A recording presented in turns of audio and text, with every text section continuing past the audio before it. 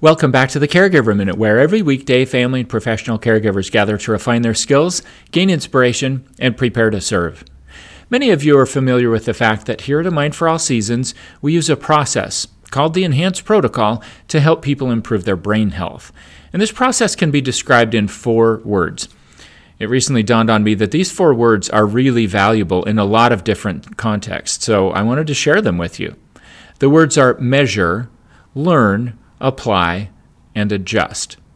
Well, let's spend some time with each of those so I can explain how they apply specifically to you and how this pattern might be helpful. First of all, when it comes to measuring things, those measurements can be subjective or they can be objective. An objective measurement is quantifiable. It's something like a blood test with a particular result, or a cognitive test that comes up with a number and that number means something to us. It might even be something like the frequency that a certain incident occurs. Assisted living and skilled nursing facilities have to track incident reports, and they look at the trends in those. Does this person have an incident more at night, or does this incident happen at all sorts of random times during the day? We track those things so that we can understand them a little bit better and try to identify things that are triggers. We do blood work to try to figure out how lifestyle choices or medication or supplements or other interventions are affecting things in the blood work.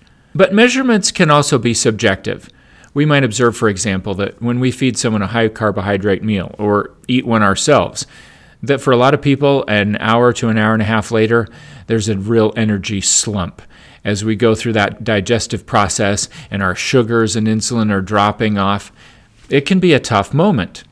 We might observe that when we feed people excess carbohydrates, their behavior tends to change. And it might be subjective. We might even be able to quantify it objectively by looking at incident reports and actually tracking this. An observation might also be as simple as saying, when I do this, I tend to get that result. And when I do things a little bit differently, here's the result that I get. When we're observant about the things that are going on around us, and when we're measuring as much as we can, it opens our minds to different possibilities. One of the things that it opens our minds to has to do with the second word, learn. If you're measuring things, you're starting to understand what you don't know and what you might need to learn about. And in the Enhanced Protocol, we basically go out and we say, okay, what does the very best of medical research teach us about this thing, and what can we learn about it, and how do we help the people that we're serving learn that thing for themselves so that they can then go to the third step and apply it. When it comes to caregiving situations, there are all sorts of questions that we might run into. And when we learn about those things, we're empowered to keep moving forward so that we can apply them and then adjust as needed, which implies that we're going to measure things again.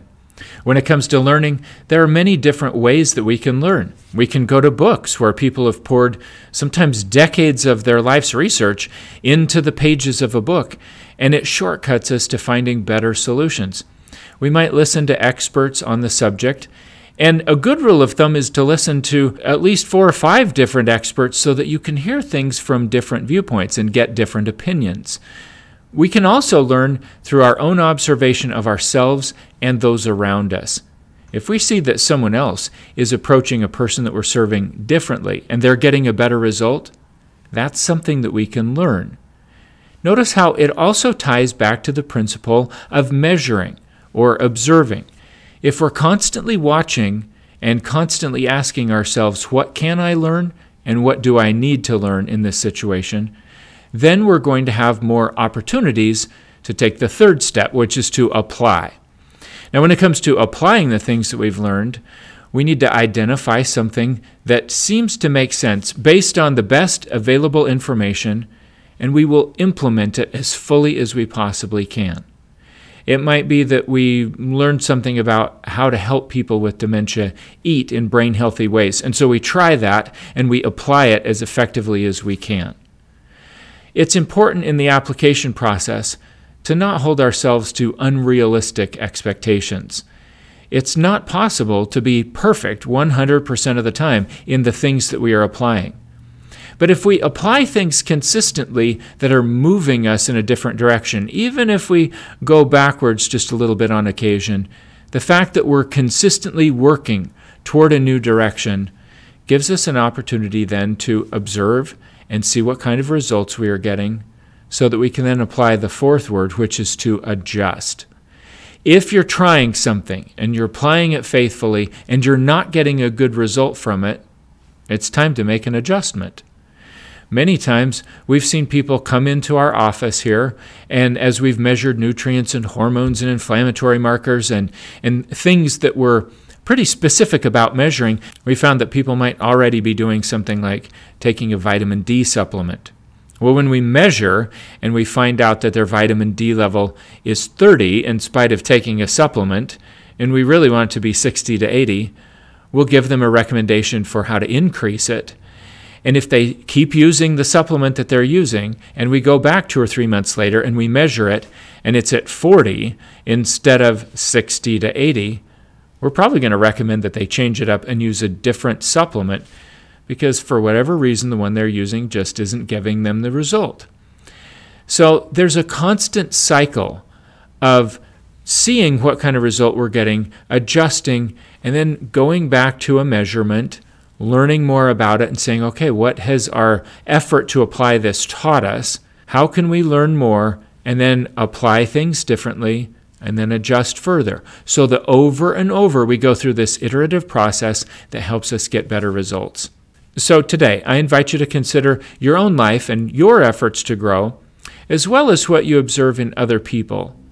What things are you measuring? What are you keeping track of to have some sense of where you are and how things are going? What can you learn about those things? What does the very best available information teach you about those things?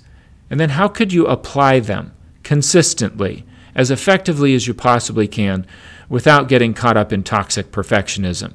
And then what do you observe after you apply it, and how could you adjust things to be helpful?